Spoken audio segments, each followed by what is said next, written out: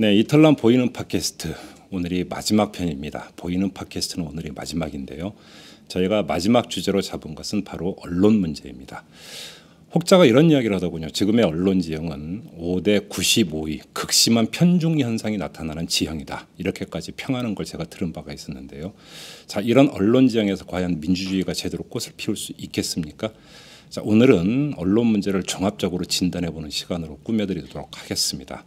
오늘 모실 분은 두 분인데요. 한 분은 강성남 언론노조 위원장이시고 또 한 분은 공공미디어 연구소장이시면서 KBS 이사를 맡고 계신 조준상 소장이십니다. 잠시 후에 만나뵈시죠.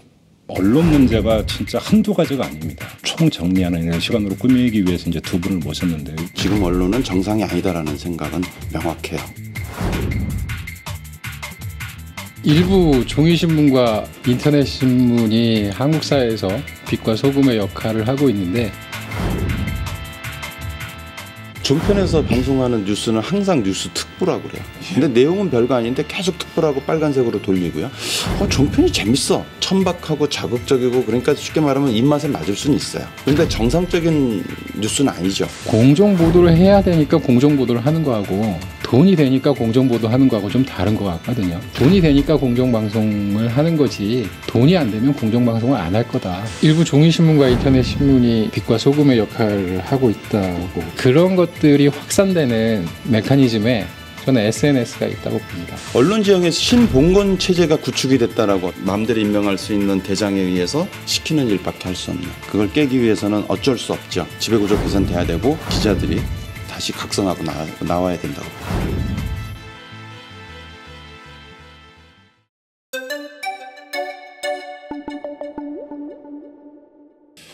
네, 두 분 다 한 분 한 분 인사를 드려야죠. 강성남 언론노조 위원장님 안녕하세요. 네, 반갑습니다. 그리고 조준상 공공미디어 연구소장님도 나오셨습니다. 안녕하세요. 예, 안녕하세요. 네.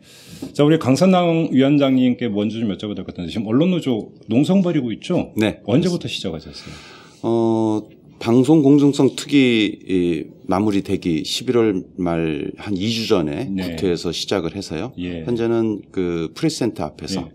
연말까지 이어갈 계획입니다. 예, 많이 추우시겠어요.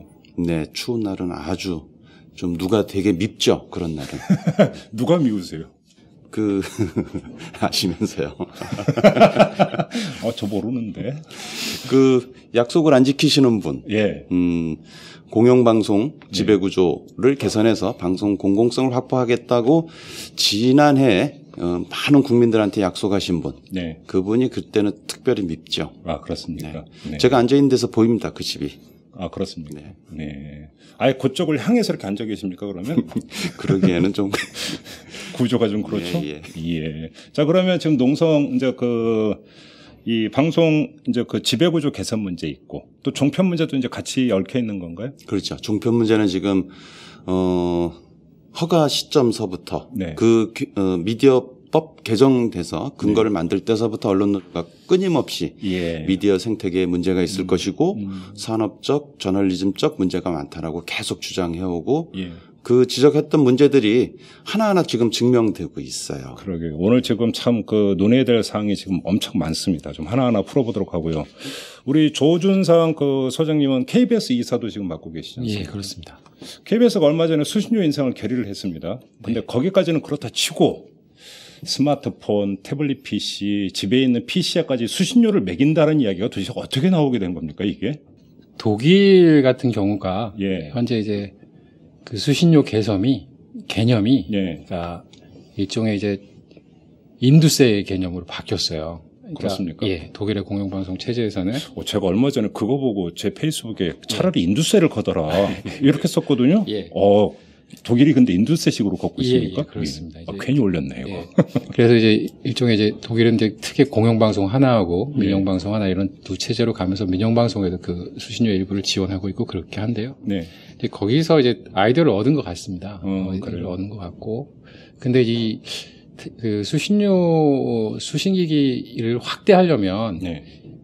논의를 해야 돼요. 그렇죠. 논의를 해야 되는데 그거에 앞서서 해야 될 논의들도 굉장히 많습니다. 뒤에도 나오겠지만 예. 결국 이제 현재 이제 지상파가 직접 수신을 하고 싶어도 그 비율이 한 7.8% 정도밖에 안 되고 있는 상황이고요. 예. 근데 이제 수신기기 개념을 바꾼다는 건 이런 직접 수신 개념 자체가 그렇죠. 지금 이제 굉장히 낮다고 문제가 되는데 그 문제를 덮어버리는 거거든요. 그렇죠. 이런 것들을 어느 정도 이제 해결한 다음에 수신기를 확대할지 여부서부터 논의를 해야 되는데 그런 게 다 생략된 거죠. 이 사회에서 논의도 없었던 겁니까? 없었습니다. 그럼 KBS 경영진 단독으로 해서 그냥 방통위에 올린 겁니까? 그렇습니다. 그게 그럴 수가 있는 건가요? 그건 이 사회의 논의사항 아닙니까? 의결사항 아닌가요? 그래서 이제 그 야당 추천 이사 4사람이 예. 이건 이제 그 월권이다. 예. 경영진의 월권이고 이사회의 직능을 굉장히 침해한 거다라고 네. 이제 주장을 하고 있는데요. KBS 경영진은 오늘 이제 오전에 기자회견이 있었습니다. 네. KBS 시청자광장에서 있었는데 그 이제 수신기기 확대하는 거하고 물가연동제 뭐 이렇게 했던 것들은 빼달라. 네. 그러니까 반려하는 절차를 거치고 여기서 논의를 시작해서 하는 게 아니라 예. 그것만 빼주세요 이렇게 얘기를 했답니다. 이제 그게 여전히 자기들 권한이다라고 하는 것들을 고수하고 있는 것이죠. 네. 그래서 이 부분은 방송법 어디에도 어쨌든 물론 이제 KBS 경영진이 수신료 제도와 관련된 사항들을 고민하면서 안을 만들 수는 있어요. 근데 그걸 어쨌든 정책 당국에 건의를 해서 국회까지 넘어가는 그런 과정을 거치려면 이사회에서 이것을 하는 게 좋은지 마는 건지 보고를 하고 그렇죠. 의결을 하고 하는 것이 맞는데 그런 것까지 몽땅 지금 자기들 권한이라고 하고 있어서요. 네. 사실상 그렇다면 뭐 이사회를 해산하는 게 차라리 그러니까. 맞는 거 아닌가 네. 그런 생각을 좀 하고 있습니다. 그게 통과될 거라고 설마 기대는 안 했겠죠, 경영진에서. 그래서 셀프 인상안이라고 어쨌든 예. 이게 한 5개월이 넘게 6개월 가까이 끌고 있고 그러니까 KBS 경영진은 자기들 스스로 보기에도 어떻든 경영진의 위신이나 체면 이런 것들도 말도 아니고요. 뭐 네. 이런 상황에서 좀 저희가 보기엔 내부 정치용으로 내부의 불만을 좀 덮으려고 빨리 KBS 밖으로 밀어내려고 하는 예. 무리수를 두는 것 속에서 나온 거 아닌가라는 생각을 하고 있습니다. 알겠습니다. 오늘 좀 이 두 분을 모신 건 지금 언론 문제가 진짜 한두 가지가 아닙니다. 그래서 이제 언론 그 지형부터 언론 문제 전반 한번 좀 총정리하는 이런 시간으로 꾸미기 위해서 이제 두 분을 모셨는데 일단 좀 총평식으로 포괄적으로 이 질문부터 좀 드렸으면 좋겠어요. 얼마 전에 이제 몇 분하고 만나서 얘기를 하다 보니까 지금의 언론 지형이 오히려 5대 95 아니냐. 너무 한쪽으로 좀 기울어져 있다. 뭐 이런 식으로까지 이제 그 평가를 하는 분이 있던데 우리 강성남 위원장님은 어떻게 평가하세요? 언론 지형이 너무 지금 한쪽으로 무게추가 너무 극심하게 기울어져 있다. 이런 진단에 동의하십니까? 어떻게 그렇게 말씀하시는 분들의 다양한 기준이 있을 거예요. 그렇죠. 그 이념적인 부분으로 집중하는 부분이 있고 또 네. 권력이나 자본 비판적인 부분에 기준으로 말씀하시는 분들이 있을 것인데요. 네. 저는 어떤 위치에서 어떻게 바라보더라도 네. 지금 언론은 정상이 아니다라는 생각은 명확해요. 그래요? 예.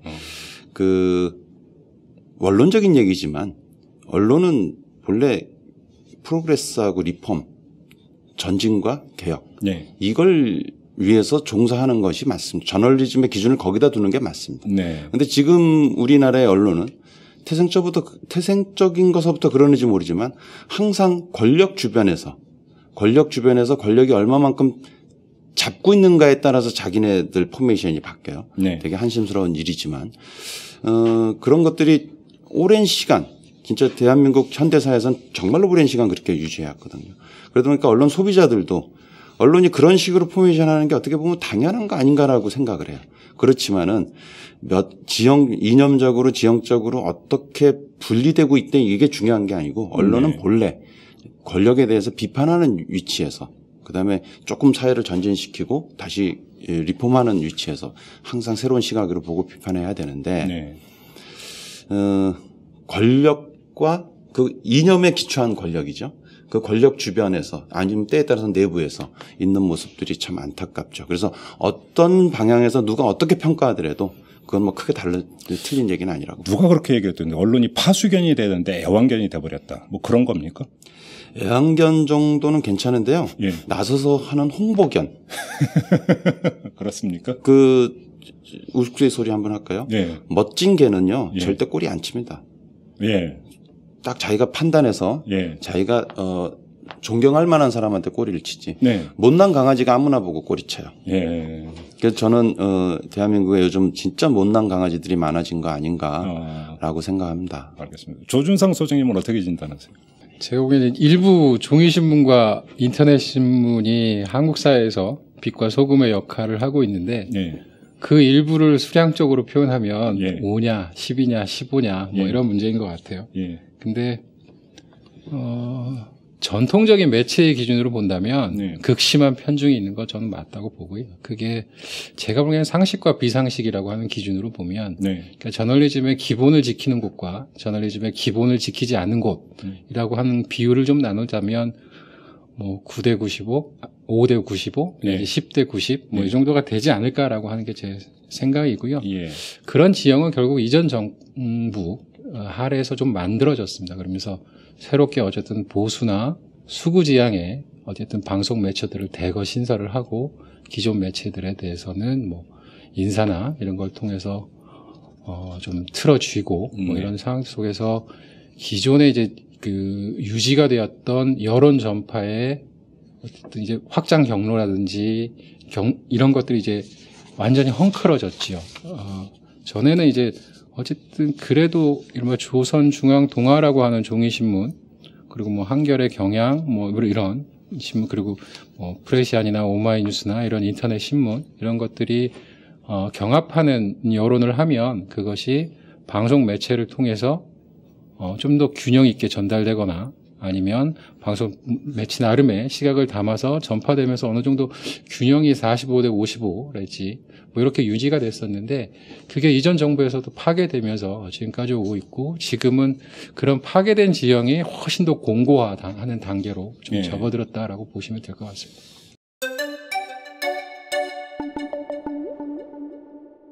그래요. 그러면 이제 아까 한 파트 한 파트 좀 점검을 해봤으면 좋겠는데 먼저 신문 쪽으로 가면은 근데 이렇게 이야기하는 사람도 있습니다. 여론 시장에서 조중동 헤게모니는 과거에 비해서는 좀 많이 약화되지 않았느냐 또 이렇게 얘기하는 사람이 있거든요. 그러면 이런 어떤 진단에는 동의를 안 하시는 겁니까? 저는 종이신문 조중동의 영향력이나 네. 이런 것들은 약해졌을지 모르겠습니다. 그렇지만 예. 종이신문 조중동이 여전히 방송 매체를 같이 거느리게 되면서 예. 그 합산으로서의 영향력이라고 하는 것들은 이전에 못지않다. 어떻게 예. 보면 조금 더 커졌을 수도 있다는 예. 생각을 저는 하는 거고요. 예. 예를 들면 그건 같습니다. 그러니까 지상파의 영향력이 낮아지는 게 맞습니다. 그게 사실입니다. 그렇지만 지상파가 현재 유료 방송에 진출해 있는 것들도 많거든요. 예. 이런 걸 합산을 해보면 과연 지상파의 영향력이 줄어들고 있겠느냐, 줄어드는 거냐라고 하는 의문이 드는 거랑 비슷하다고 볼 수 있겠죠. 그러니까 종이신문만 가지고 영향력을 재는 것 자체가 사실은 어불성설이다 이런 말씀이시네요. 네. 우리 강성남 위원장님도 어떤 견해는 같은 견해이시고요. 저도 뭐 크게 다르지 않는 견해예요. 예. 그 조중동이 나름대로의 자기의 기득권, 그 영향력을 예. 줄이지 않기 위해서 다방면으로 노력을 해요. 예. 신문 부수가 줄어들었다 하지만 여전히 그들이 골목골목에서 현금을 들고서는 신문을 봐라 하고 그런 행위가 여전히 진행이 되고 있고. 저도 여러 번 봤어요. 그럼요. 길거리에서. 예. 그리고 그 조건이 점점 좋아집니다. 아, 그렇습니까? 신문을 우리가 그만큼 이제 조중동에 대해서 알려내니까 예. 거부하는 사람들이 많아지니까 좀 더 좋은 조건으로 얘기를 하고 있고 지금 조 소장님 말씀하신 대로 종편이 그 여러 가지 좀 문제가 있다 하더라도 소비자들이 점점 익숙해지는 걸 전 느껴요. 아, 예. 그 광장 식당이라든가 이렇게 대중이 모이는 장소에서 강제로 자꾸 틀거든요. 그 메커니즘은 아직까지 정확하게 밝혀지지 않았지만 그것도 역시 신문 확장하는 거하고 비슷하지 않나 생각을 해요. 그러면 종편 얘기를 한번 좀 넘어가 보죠. 그럼에도 불구하고 종편의 어떤 점유율이라고 하는 것이 진짜로 보잘것없지 않습니까? 조금씩 뭔가 증가는 하고 있다고는 합니다만은 지상파하고 비교하면 비교 자체가 안 될 정도로 아직도 너무 낮잖아요. 시청률부터 해갖고. 그럼에도 불구하고 종편이 미치는 영향이 그렇게 크다고 보시는 겁니까? 종편의 시청 점유율은 낮습니다. 낮는데 조금씩 이제 높아지고 있는 것이고요. 그렇죠. 근데 이제 종편이 하는 편성의 상당 부분이 결국 보도 여론과 관련된 그렇죠. 것들 그리고 좀 더 자극적인 포맷들을 도입해서 이런 것들을 하고 있는 것이고요. 그게 계속 계속 내보내고 있다는 거죠. 네. 제방이나 삼방이나 이런 걸 통해서 계속 내보내고 있는 거고, 그걸 듣는 분들에 대한 여론의 지배력이나 장악력이나 이런 것들은 점점 높아지고 있다고 봐요. 네. 그리고 중요한 게 이 경향적으로 이게 조금씩 계속 높아지고 있다는 것이죠. 그리고 이제 일부 프로그램 같은 경우에는 상당히 또 높은 거고요. 그러니까 종합적으로는 굉장히 낮으면서 조금씩 높아지는 추세지만 네. 일부 프로그램 같은 경우는 굉장히 시청률이나 이런 것들이 지상파에 못지 않는 것들이 굉장히 많이 나오고 있거든요. 예. 이제 그런 것 속에서 여론에 대한 영향력 예. 이런 것들은 훨씬 더 커지고 있다라고 보는 게 정확할 것 같습니다. 그래요. 예. 위원장님은요? 뭐 한 가지 그 재밌는 현상 말씀드려볼게요. 종편에서 방송하는 뉴스는 항상 뉴스 특보라고 그래요. 전 잘 보진 않습니다. 틀 때마다 뉴스 특보예요. 근데 내용은 별거 아닌데 계속 특보라고 빨간색으로 돌리고요. 예. 그다음에 종편을 보신 저희 주변에 몇 번 종편 보도를 보신 분들이 뭐라고 그러냐면 종편이 재밌어. 종편 보다 보니 뉴스 얘기입니다. 종편을 보다 보니까는 지상파 뉴스가 재미가 없어. 왜 그렇습니까? 아주 자극적이에요. 예. 천박하고 자극적이고 그러니까 쉽게 말하면 입맛에 맞을 수는 있어요. 근데 정상적인 뉴스는 아니죠. 근데 소비자 입장에서 보면 특히 종편을 낮에 보시는 분들은 이게 훨씬 재밌거든요. 그러니까 그걸 듣고 또 그분들이 또 회자를 시키고 또 거기서 조금 이슈화가 되면 다시 또 그 종편을 소유하고 있는 신문사에서 뉴스를 다시 또 키워서 받고 주고받고 하면서 커지는 영향을 미치는 걸 보면 단순하게 시청률가 낮지 않느냐. 그래서 영향이 별로 없을 것이다라고 얘기하기는 되게 어렵다. 네. 그리고 그 종편 뉴스에서는 뭐 정확한 데이터는 안 나옵니다만은 정확한 근거보다는 이 뉴스의 사회적인 어떤 의미, 함의 이런 것 상관없습니다. 그냥 의혹, 그 다음에 이념적인 반대 지형에 있는데 흠집을 내려는 의도를 가지고 어떠한 짓이든지 하죠. 그것들이 소비자들한테 맥혀 들어가는 것. 네. 그런 것이 문제라고. 그러면 한번 이 현상을 어떻게 보십니까? 자, JTBC 같은 경우 뉴스9. 이건 어떻게 평가하세요? 한번 단도직입적으로 한번 여쭤보겠습니다. 위원장님 어떻게 평가하십니까? 많은 질문을 듣습니다. 그거에 대해서 저희가 종편에 대해서 이제 뭐라 그러냐 취재 거부, 네. 출연 거부 예. 뭐 이런 원칙이 있어요. 네. 그러면 JTBC 기자가 항상 이제 우리는 괜찮지 않아요? 왜 우리를 다른 종편하고 똑같이 보십니까? 분명히 다릅니다. 예. 솔직히 인간적인 고민의 지점은 있어요. 예. 그런데 여기서 그 JTBC 기자들한테 조금 어긋난 얘기인지 모르지만 제가 계속 얘기해온 게 언론 노동자들의 노동 조건 중에 하나가 공정방송, 공정보도를 할 수 있느냐 없느냐가 대단히 중요하다. 그것이 돼 있으면 노동 조건이 되게 좋은 상태고 그게 안 돼 있으면 아무리 월급이 많아도 괴로운 노동자일 것이다. 라고 끊임없이 얘기하는데 그 관점에서 JTBC 노동자들은 요즘 참 노동 조건이 좋아졌어요. 예. 그래서 제가 그분들 그렇게 얘기하시면은 노동 조건 좋아져서 기분 좋게 일하시는 건 축하드립니다. 네. 하지만 태생적인 한계와 그걸 극복하기에는 아직도 멀었고요. 네. 그 뉴스의 어떤 선이라는 것이 제가 볼 때는 보이지 않는 가이드라인이 아직도 있다. 무슨 말씀이세요, 그건? 소유에서 오는 게 있어요. 예. 뭐 예를 들어서 삼성 문제 이런 거 말씀하시는 겁니까? 간단히 말씀드리면 그렇죠. 예. 근데 오히려 JTBC가 요즘 각광받는 이유는 지상파 뉴스가 워낙에 장악된 상태에서 문제가 많다고 그러니까 여기를 비판하기 위해서 여기를 문제점을 지적하기 위해서 상대적으로 비교해서 JTBC만도 못하다고 그러지 JTBC의 노력은 저는 평가합니다만은 그 한계는 극복해야 될 과제로 있다. 그리고 좀 더 두고 봐야 된다라는 입장입니다. 그렇습니까? 자, 그러면 조 소장님은 어떻게 평가하십니까? 지금 방송 매체가 하는 저널리즘 중에서는 중앙종편 JTBC 손석희 아나운서 앵커가 진행하는 뉴스9이 가장 저널리즘 원칙에 충실한 것 같습니다. 방송 매체 중에서. 그런 것 같습니다. 예. 근데 이런 아까 했던 한계를 얘기했는데 개인의 특성도 많이 반영돼 있는 것 같고요. 뭐 이렇게 하는데 이런 것 같습니다. 근데 공정보도를 해야 되니까 공정보도를 하는 거하고 돈이 되니까 공정보도 하는 거하고 좀 다른 것 같거든요. 네. 네. 근데 이제 예를 들면 후자의 측면이라고 하는 부분들이 중앙 종편이라고 하는 한계 속에 저는 녹아 있다고 좀 생각을 하고요.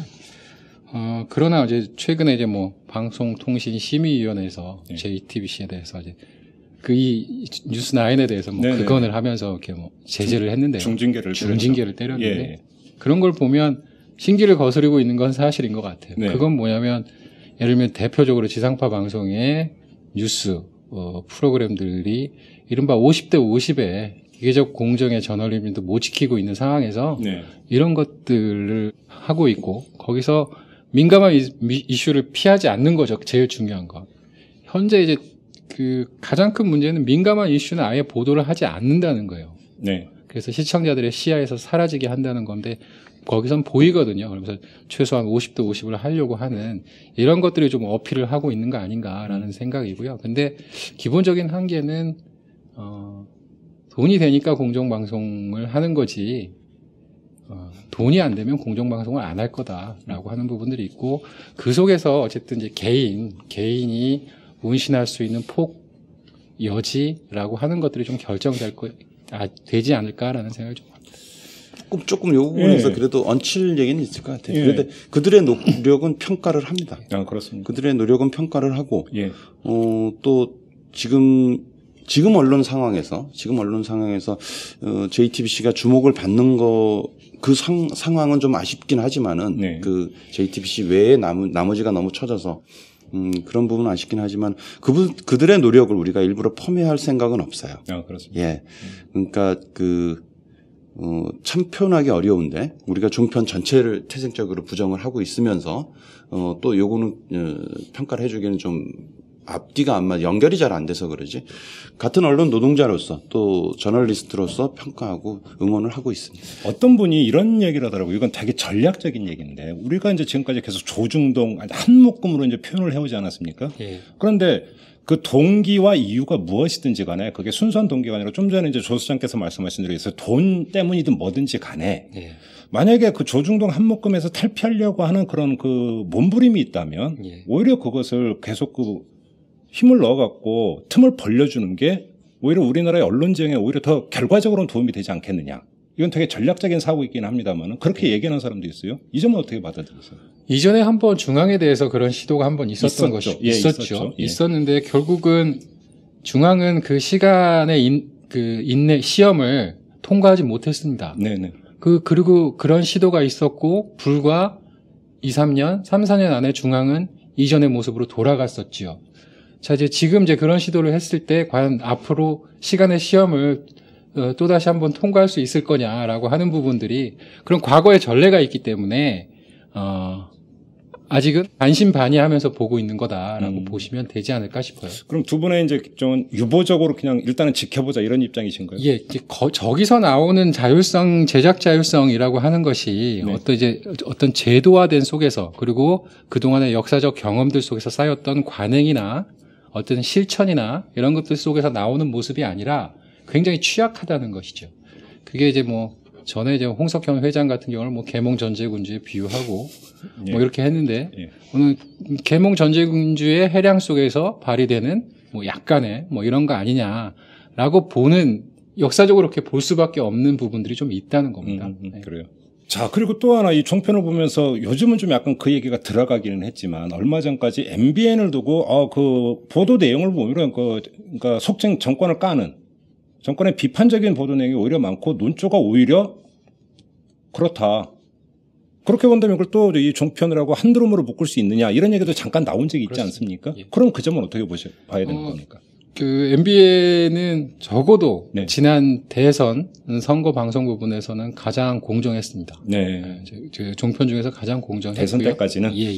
그리고 어쨌든 종편 4개 종편 중에서 모르겠습니다. 이 뉴스9이라고 하는 것이 나오기 이전까지는 이른바 매일경제 종편이 가장 왼편에 있는 거 아니냐 이런 얘기도 나오기도 했어요. 근데 어쨌든 그래서 한 묶음으로 묶이는 거에 대해서 매일경제 종편은 굉장히 어쨌든 거리를 두려고 합니다.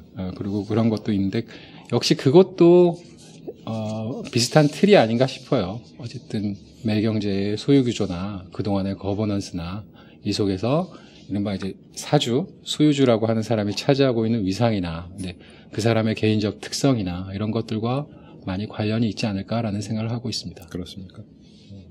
위원장님 어떻게 평가하세요? 뭐 거의 동의하고요. 네. 그 한 가지 좀 덧붙이자면 4개 종편 중에서 유일하게 언론노조 산하 지부가 MBN이에요. 아, 그렇습니까? 예, MBN 언론 노동자들은 노동조합이 결성이 돼 있고 언론노조에 들어와 있어요. 아, 그러면 나머지 조중동 종편은 지금 노조가 결성이 안 돼 있나요?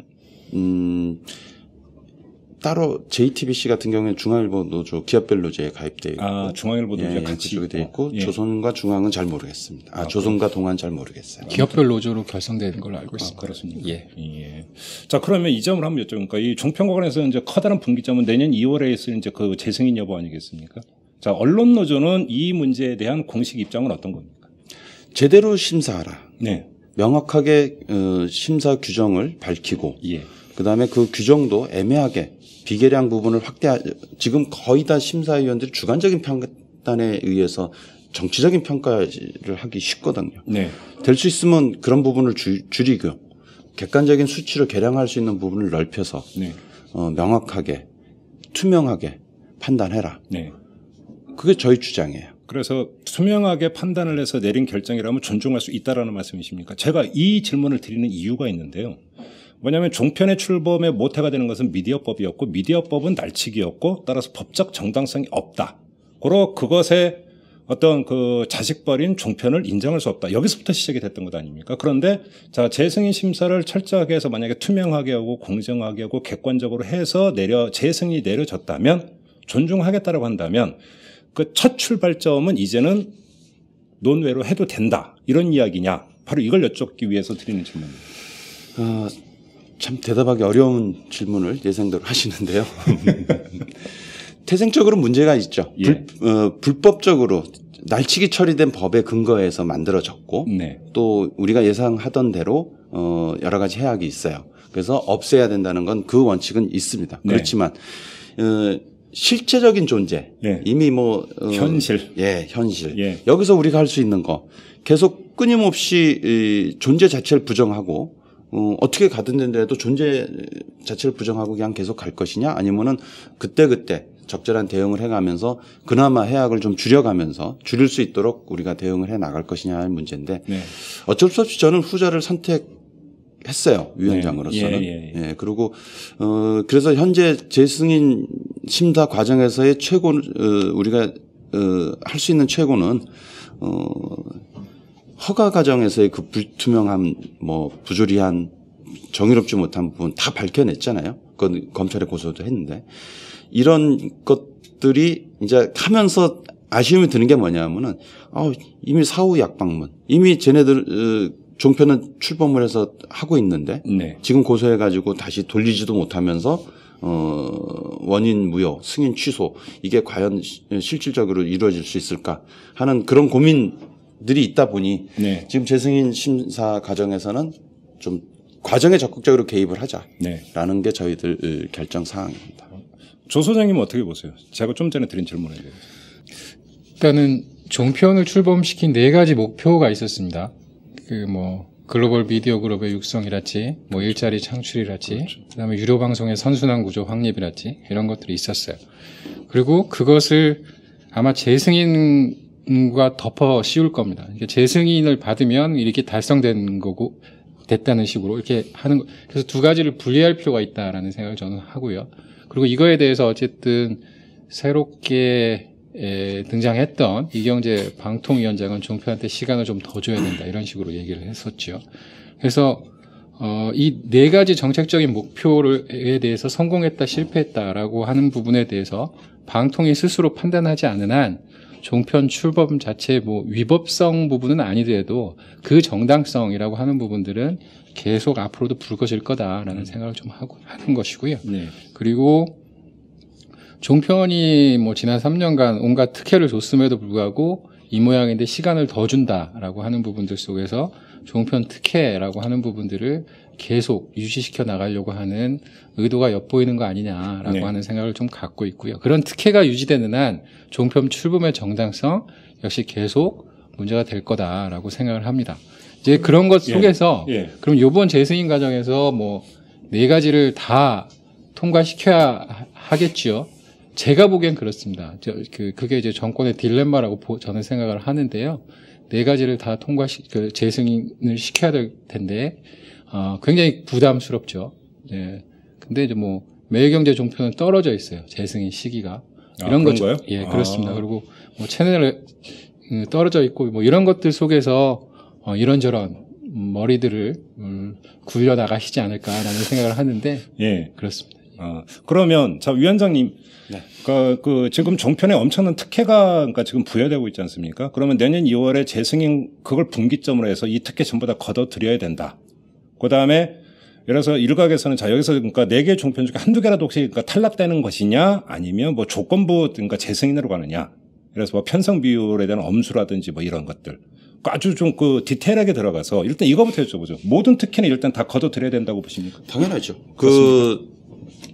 특혜라는 거는 보편적인 원칙을 벗어나서 더 주는 거 아닙니까? 그렇죠. 종편이 특혜를 받아야 될 이유가 저는 없다고 봐요. 그 종편 출범할 때 네. 여러 가지 장밋빛, 사회적 긍정적인 효과가 있을 것이라고 떠든 것들은 다 아니라고 증명이 됐고요. 오히려 그 종편의 특혜가 그나마 아직도 건강하지 못한 미디어 생태계에 더 건강하지 못하게 네. 나가는 거. 그런데 많은 그 역할을 했었고. 네. 지금 대표적인 특혜가 광고 직접 영업. 그렇죠. 그런 부분 아닙니까? 네네. 그거는, 정말로 그 피해는 광고주들이 잘 알고 있을 거예요. 그렇지만 이 언론 권력이 무서워서 말을 못할 뿐인데 칼 들고 온 강도한테 권총까지 채워준 교육이거든요. 아니, 광고주 입장에서는 그럴 거예요. 예. 그런 특혜. 그 다음에 또 뭡니까? 편성에 대한 특혜.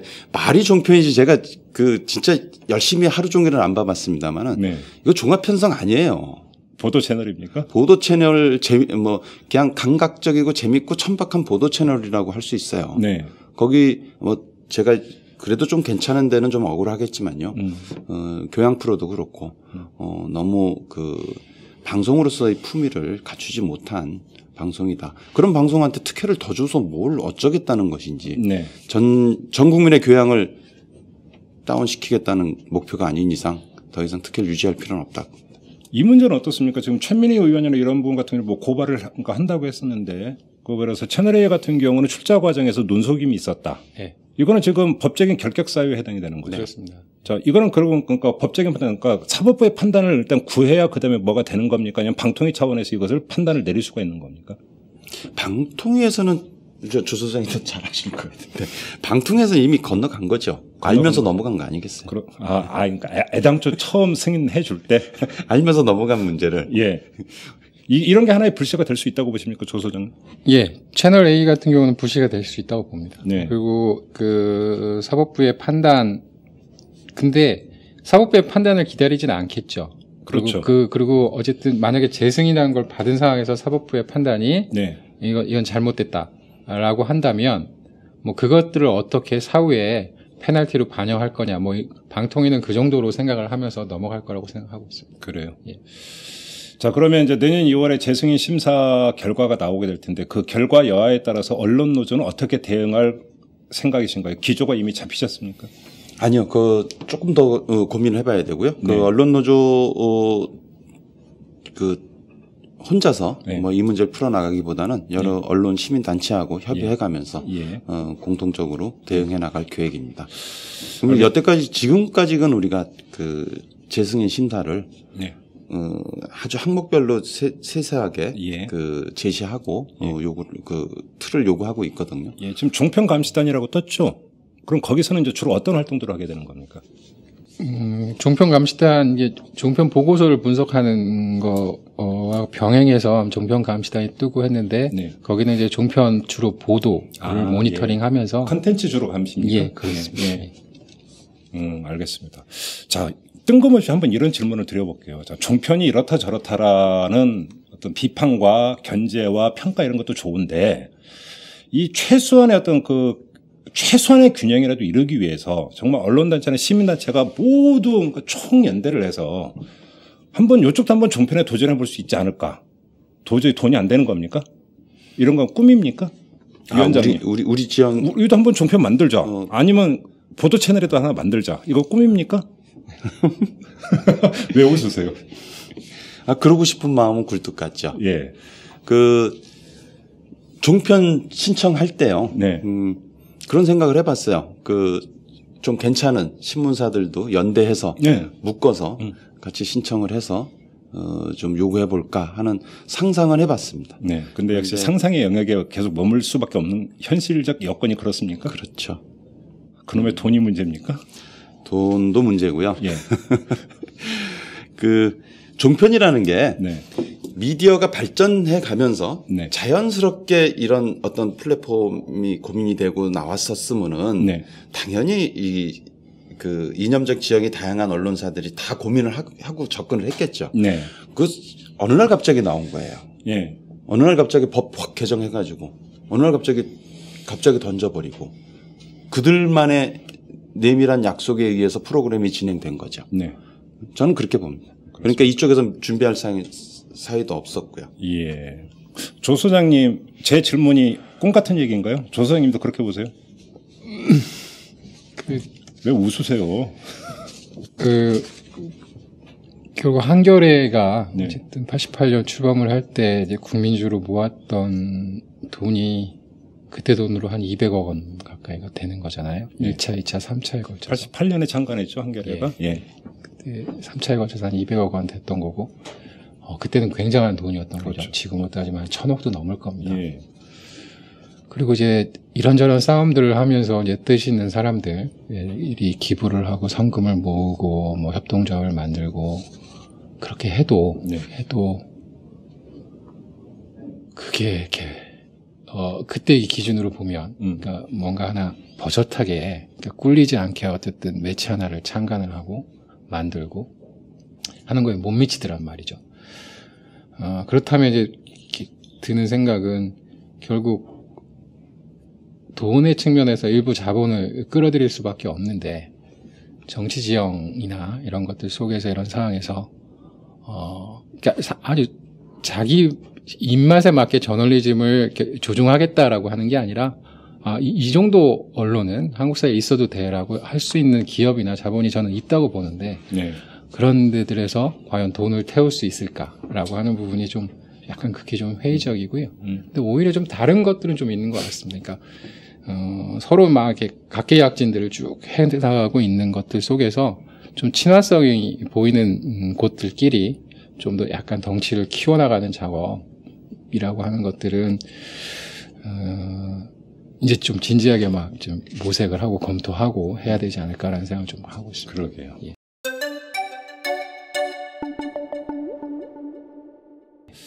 알겠습니다. 자, 이제 지상파 얘기를 안 할 수가 없는데, 지상파가 제대로 자기 좌표를 잡고 제대로 역할을 한다면, 오히려 어떤 이 종편의 문제는 상대적으로 더 상쇄가 될 수도 있겠죠. 근데 오히려 지금은, 그러니까 나타나고 있는 현상은 정반대인 것 같습니다. 지상파가 워낙 저 모양이기 때문에 오히려 판을 더 열어주는 이런 측면이 있는 것 같은데, 이 해법이 뭡니까? 위원장님 아까 농성을 하시면서 지배구조 개선 문제가 가장 핵심적인 문제라고 언급을 하셨는데 해법은 여기서부터 찾아야 되는 겁니까? 네, 저는 우리나라 공영방송은 네. 법과 제도에 의해서 정권으로부터 자유롭지 못하다 이렇게 봐져요. 네. 제가 아주 순진한 눈으로 이렇게 보면은 공영방송 사장을 임명 과정에서 정권이 영향력을 직접적으로 미치고 직접적으로 선출하는 이사들을 임명하고 이런 과정에서 어떻게 지상파가 정권으로부터 자유로울 수 있을까? 저는 법과 제도로 정권에 자유롭지 못하게 만들어져 있다고 봅니다. 네. 그래서 저희들이 계속 요구하고 있는 것이 공영방송, 그러니까 공영방송을 포함한 언론과 정치와 절연 관계, 네. 아주 전기가 안 통하는 절연 관계를 맺자라는 것이 저희들 얘기고, 여기서 그럼 좀 풀어주세요. 절연 관계를 구현할 수 있는 그런 지배구조의 모델이 어떤 겁니까? 뭐 다양한 게 있었지만은 저희들도 공영방송 지배구조에 대해서 뭐 변화가 좀 있었을 거예요. 저는 전문적으로 그걸 뭐 연구하는 사람이 아니라서 잘 모르겠습니다만 그때 뭐 이 정도면은 좀 공정성을 담보하지 않을까 만든 제도일 거예요. 지금 제도도 아마 이 정도면 민주주의가 제대로 발전한 정상적인 나라에서는 이 정도로도 공영방송의 그 독립성을 구현할 수 있을 거예요. 근데 MB 정권 이후로 전반적으로 이게 힘이 권력이라는 것이 비민주적으로 막 횡행하면서 네. 이 정도로도 안 되겠구나라고 이제 저희들은 판단한 것이죠. 네. 그래서 좀 더 지금 근본적인 고민 그래요. 이 공영방송 지배 구조를 정치 구조하고 어떻게 완전히 절연시킬 수 있는 방법이 없을까 저의 이상적인 고민이고 그 방법이 없다 하면은 어떻게 하면 여야가 힘의 균형 누가 다수고 소수이기 전에 이념적으로 좀 다른 부분 이 정치 세력들이 공평하게 영향을 미칠 수 있을까? 그 정도 고민하고 있죠. 자, 우리 그 조준상 소장님은 KBS 이사이시기도 한데 방송사 지배구조 문제가 정말로 이 그 지상파에서 나타나고 있는 여러 가지 문제점을 해결할 수 있는 가장 근원적 해법이라는 데는 동의를 하십니까? 현재로서는 해법이 맞다고 봅니다. 그렇습니다. 현재로서는 해법이 맞다고 보고요. 예, 현재로서는이라는 단서를 다시는 이유는 뭡니까? 그 아직 여전히 공영방송 내부에 네. 내부를 이루고 있는 구성원들의 대다수가 상식에 바탕하고 있다라고 하는 판단을 하고 있기 때문입니다. 예. 그리고 결국 그 상식을 억누르고 있는 것들을 바로 잡아주면 네. 현재로서는 해법이 된다라는 생각을 좀 하는 거고요. 저는 공영방송 사장을 대통령이 임명하는 구조는 바꿀 수는 없다고 봅니다. 네. 그 속에서 결국 이제 그리고 국회로부터 공영방송이 완벽하게 자유로울 수도 없다고 봅니다. 네. 오히려 공영방송은 정치와 무관하지 않기 때문인 것이죠. 네. 그렇다면 이제 여야의 목소리가 균형 있게 하고 좀 동의할 수 있는 인물을 선출하고 뭐 하는 것들로 좀 바꿔주면 되고요. 자, 그러면 그걸로만 되겠느냐라고 하는 부분에서는 조금 의문이고요. 아마 이거는 강 위원장님도 동의를 하실 텐데 결국 제작 자율성이라고 하는 부분들을 확보해 주는 게 제일 중요합니다. 그 핵심은 결국 공영방송 사장이 어쨌든 내부 구성원들에 대한 인사권을 갖고 있는 거잖아요. 그런 것 속에서 그 인사권을 일부 제한하는 방식의 제도화가 되면 좋겠다. 그것이 어쨌든 구성원들의 직선제일 수도 있고, 해당 부서장에 대한 임명 동의제일 수도 있고, 일정한 기간 이후에 그 임명에 대해서 받아들일지 말지를 하는 사후 승인제일 수도 있을 거고요. 각 방송사 공영방송 특성에 맞게 도입하는 게 제일 중요하다고 봅니다. 그러니까 좀 제가 알고 있는 상식으로는 공영방송의 그 소유 주체가 누구냐? 그건 국민 아니냐? 그래서 그죠? 그렇게 본다면 결국은 이 지상파 이제 공영방송의 하나는 얘기가 되겠습니다만 공영방송의 지배구조 같은 경우도 결국은 국민의 대표성을 띠고 있는 사람들이 추천한 이 사람들이 이사진을 구성을 하는 것까지는 어쩔 수가 없다. 근데 국민의 대표 기관이 국회이니까 국회를 통해서 추천하는 것까지는 어쩔 수가 없는데 문제는 그게 국회의 의석 분포가 그대로 여기에 반영이 돼서 다시 숫자 노름이 되는 것. 이게 핵심적인 문제가 아니냐. 그래서 이제 제가 이제 그 MBC 노조 파업할 때 이때 이제 나왔던 게 크게 두 갈래로 제가 기억을 하고 있는데 하나는 독일식 모델을 도입을 해서 이사수나 이런 것들을 몇십 명으로 늘리자. 그래서 그러니까 이 수위 논리가 작동될 수 있는 인재들을 최대한 줄이고 그 결정의 민주적 정당성을 올리는 방안이 하나가 있고 또 정반대로 의결 정족수를 3분의 2나 이렇게 확 강화를 해서 여당 추천 이사들만의 수 갖고 전행을 해볼 수 있는 것을 제어하는 이 두 가지 방안이 그때 제시가 됐던 걸로 제가 알고 있는데 지금 언론노조 차원에서도 이런 큰 틀에서 지금 모색을 하고 계시는 건가요, 그러면? 그렇죠. 그 공영방송 지배구조 개선 저희들이 요구하는 핵심은 특별다수제. 네. 현재 시스템에서 네. 특별히 다른 방법을 못 찾을 바에야 어차피 국회에서 여야가 이사를 추천하고 임명하고 그런 시스템이라 하면 특별다수제를 도입하자. 특별다수제라 하면 어떤 겁니까? 적어도 사장을 임명할 때 반대편에 있는 이사들의 소수라도 동의를 얻어야지 임명이 가능할 정도. 예. 그러니까 지금은 과반수거든요. 과반수 그렇죠. 이상 찬성하면 그거 다 되는데, KBS 같은 경우에는 3분의 2 이상 찬성을 받아야 된다. 네. MBC 같은 경우에는 5분의 4, 4분의 3 이렇게 저희들은 구체적으로 요구를 하고 있어요. 그러니까 양쪽이 두루 그러니까 인정할 수 있는 그렇게 되면 자연스럽게 중립적 인사가 되겠죠. 사장이 이런 겁니까? 최소한의 조치. 그렇죠. 그 목표는 거기에 있습니다. 예. 근데 우리 그 조준상 소장께 한번 이걸 여쭤보고 싶은데 이제 야당 추천 이사시잖아요. 예. 근데 이사회에 들어가면 제가 궁금한 게 하나 있어요. 제가 너무 세상을 순진하게 바라보는 건지는 모르겠지만 아무리 여당 추천으로 이사가 됐다 하더라도 그 개인의 판단의 자율성이라는 것도 있지 않습니까? 예. 그런 게 없습니까? 일부 하는 이사들도 있는데요. 예. 제가 받는 것들은 없는 것 같습니다. 그래요? 예. 그렇게 종속되어 있습니까? 이게 거의 특성이요. 네. 지금 KBS 출신이 5분이나 돼요. 예. 현재 이사에서. KBS 이사가 총 몇 분이시죠? 11명. 11명 중에. 이사장 포함해서 11명이고 모두 비상임입니다. 예. 그중에 이제 5분이 이제 KBS 출신이고요. 예. 그렇기 때문에 그렇고 뭔가 자유롭지 못합니다. 그건 틀림없습니다. 물론 저희 그 야당 추천 4명 이사들은 각자가 독립군이라고 해서 뭔가 의견 조율을 하려고 그러면 이제 자주 만나야 되거든요. 예. 해야 되는데 거기는 좀 그런 것들이 조금 없는 것 같습니다. 없고 자꾸 눈치를 보게 되는 거군요. 정치권의 그렇죠. 권력에. 예. 그 좀 번외 얘기인데요.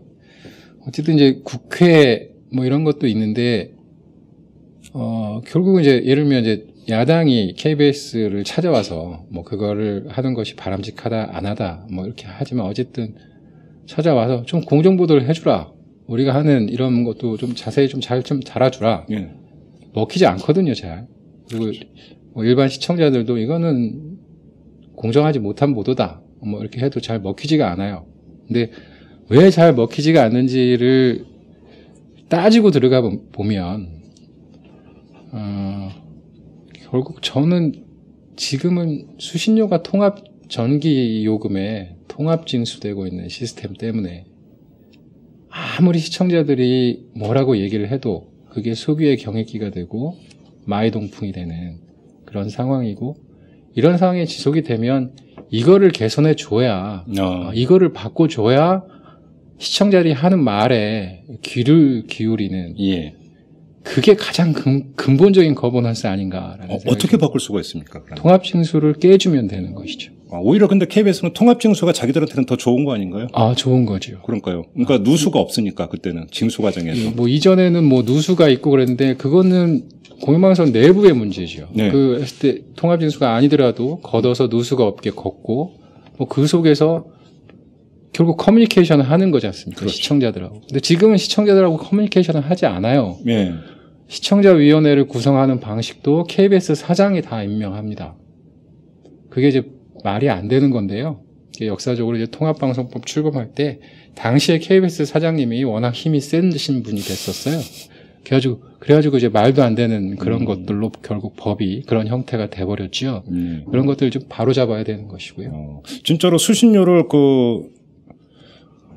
징수 방법을 바꿔버리면 시청자를 의식을 안 할래 안 할 수가 없죠. 그렇습니다. 시청자 입장에서 나는 니네 방송 도저히 못 보겠다. 나 안 내. 이래버리면 국민한테 조금 더 가까이 다가설 수 있는 거 아니겠습니까? 예를 들면 NHK 같은 경우가 지금 이제 뭐 분리징수를 하고 있죠. 네. 근데 이제 오늘 NHK는 내부 비리나 뭐 이런 것들 때문에 이제 거부 운동이 나왔을 때 2006년인가요? 7년인가요?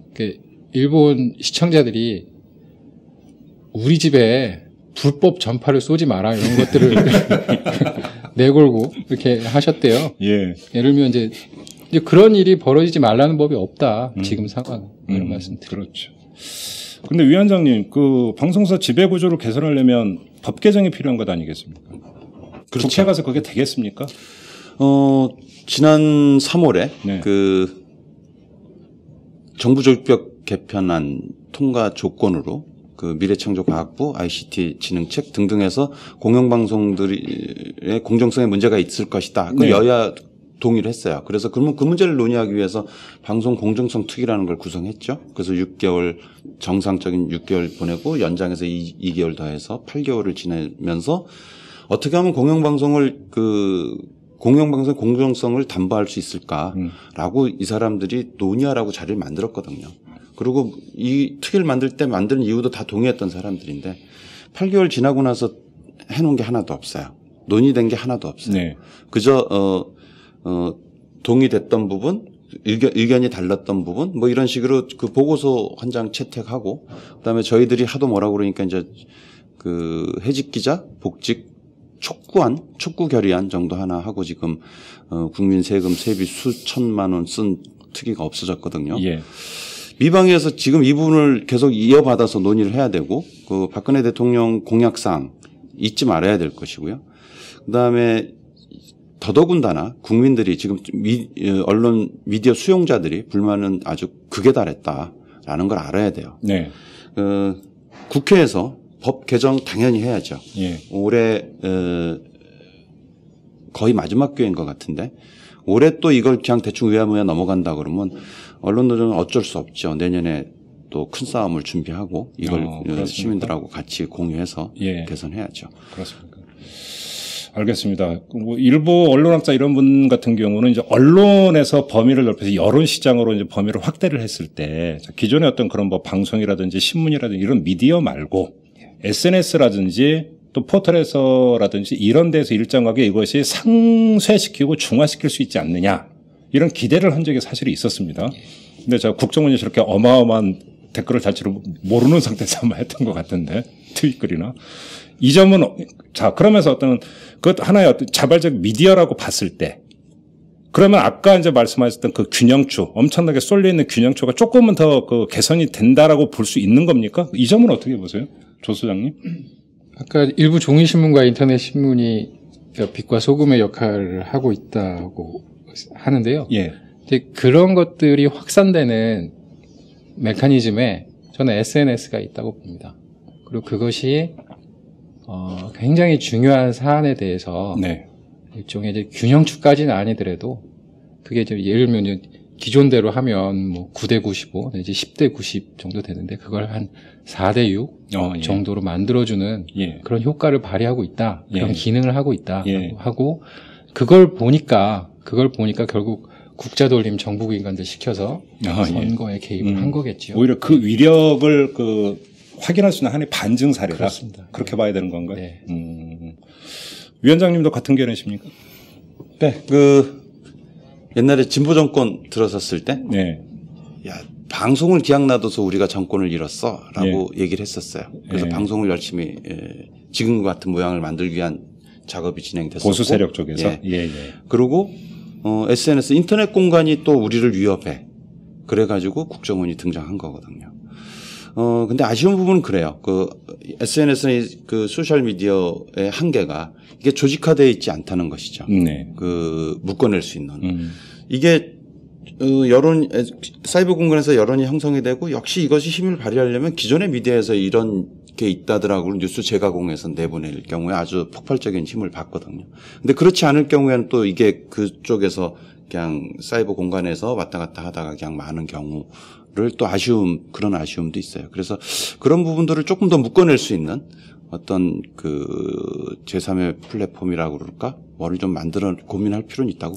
그리고 이것도 한번 꼭 여쭤보고 싶은데 지금 방송 같은 경우 이제 채널 개념이 무너지고 있지 않습니까? 그렇죠? 사실 요즘 젊은 층 같은 경우는 집에 가서 거실에 앉아서 TV 틀고 TV 보는 경우보다 컴퓨터나 스마트폰으로 보는 경우가 더 많지 않습니까? 그러니까 프로그램에 대한 개별적인 선택적 접근으로 가고 있지 않습니까? 신문 같은 경우도 마찬가지인 것 같거든요. 어떤 하나의 제호에 종속되는 것이 아니라 자기가 정말로 그러니까 이건 중요한 기사다, 재미있는 기사다고 하는 거 기사에 접근해 들어가는. 그러니까 방송 같은 경우는 채널이 무너지고 프로그램 자체로 가고 신문 같은 경우도 제호가 무너지고 이제 기사 하나로 가는. 이렇게 본다면 진보 언론 입장에서나 상식 언론 입장에서도 꼭 굳이 채널을 따라가고 미디어를 만드는 부분이 아니라도 정말로 어떤 임팩트가 강한 프로그램 하나 이런 거 하나로도 얼마든지 선택적으로 접근해 들어가서 강력한 영향력을 발휘할 수 있는 이런 것도 얼마든지 모색해 볼 수 있는 거 아닐까요? 언제든지 가능성이 있는 부분이죠. 그렇죠. 기존의 신문에서도 네. 특히 진짜 제가 종사했던 신문에서 후배들한테 항상 역사 흐름 속에서 네가 여태까지 제호 속에 갇힌 한계를 극복할 수 있는 이벤트는 언제든지 온다. 네. 그때 네가 어떻게 잡느냐가 중요하다라고 그렇죠, 계속 그렇죠. 얘기를 해왔거든요. 그렇죠. 지금 말씀하신 부분이 그런 것 같아요. 네. 그래서 그런 부분 이제 언론 소비자들의 특성 감안해서 저희들도 대응을 해야죠. 그렇습니까? 네.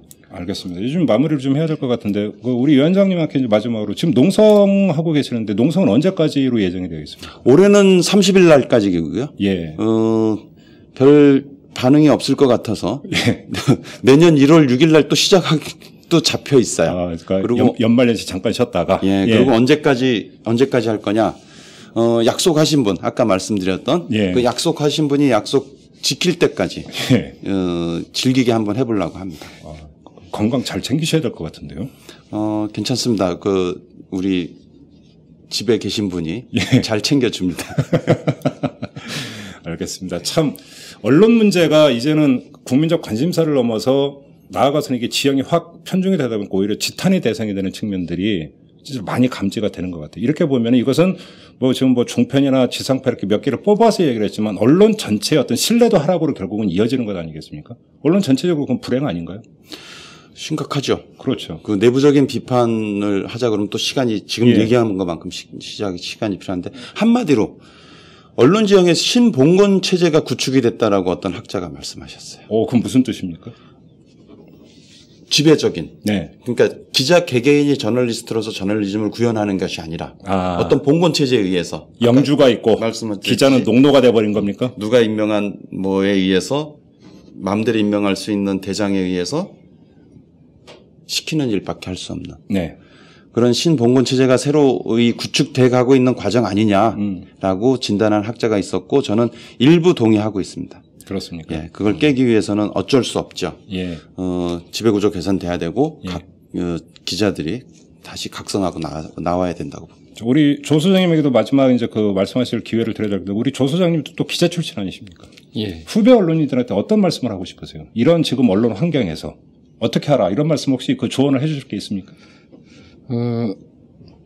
이전과 달라진 건 뭐냐면 개별의 언론인들, 기자들이, 그러니까 일이 굉장히 많아요. 예. 그러니까 전에는 이제 보도자료라도, 전화를 해보고 확인해보고 뭐 이런 것들이 있었는데 아마 그럴 시간도 없을 겁니다. 그래서 이제 보도자료 그대로 쓰고 그건 결국 일이 굉장히 많아졌기 때문에, 그렇다고 저는 기본적으로 생각을 좀 하고요. 예. 과도한 노동 강도에 시달리고 있다. 이제 그런 것 속에서, 이제 정신을 챙겨라라고 외부에서는 이제 그러는 거고 상식을 잊지 마라 이런 것들 주문들이 들어가고 있는 거죠. 예. 그래서 굉장히 몸이 힘들더라도 그런 주문에 조금 더 귀를 기울이고 근데 이제 개인이 저항해 보면 회사 때려치고 나오는 수밖에 없는 건데 수틀리면 그리고 어쨌든 그런 것들을 보장하는 언론을 찾아가고 지금은 이제 그게 점점 강해지고 있는 것 같고요. 이제 그렇지 않고 이제 최소한의 저널리즘을 실천할 수 있는 것이 되려면 뭔가 법과 제도가 뒷받침돼야 될 텐데 그런 양심의 부분에 법과 제도가 개입하기는 또 굉장히 많이 한계가 있다는 것이죠. 그러면 이제 뜻이 맞는 주변 동료들과 뭐 술잔을 기울이든 노동조합을 만들든 이래 해서 하는 수밖에 당분간은 없지 않을까라는 생각을 좀 하고요. 예. 끝으로 이제 그겁니다. 그러니까 저는 아까 계속 일부 종이신문과 인터넷신문이 빛과 소금의 역할을 하고 있다라는 얘기를 했는데 그게 없었으면 아마 국정원 대선 개입 사건 또는 의혹 사건이라고 해도 KBS는 그걸 댓글 의혹 사건이라고 해요. 댓글을 왜 달았는지 뭐 이런 것들이 완전히 생략하는 거죠. 그거를 했던 내부 고발자 분은 아마 정신 나간 사람으로 그렇겠죠. 매도하면서 예. 묻혔을 거다. 예. 그게 있었기 때문에 그렇게 묻히지 않고 여기까지 온 거다라는 생각을 좀 하고 있습니다. 알겠습니다. 자, 오늘 여기까지 진행을 하도록 하겠습니다. 두 분 말씀 잘 들었고요. 고맙습니다. 고맙습니다. 감사합니다. 네.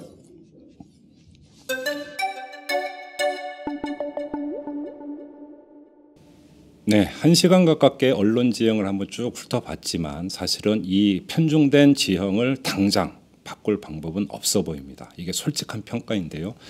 이럴수록 더 해야 되는 것은 자발적인 언론인 것 같습니다. 우리 한 사람 한 사람이 개미가 되어서 기존의 어떤 지배 언론에 저항하고 또 바로잡는 노력들 그러면서 조금이라도 균형추를 맞춰가는 것만이 지금 당장의 현실적인 방안이 아닌가 이런 생각을 합니다. 자, 이탈남 보이는 팟캐스트는 이걸로 마무리하도록 하겠습니다. 여러분 고맙습니다.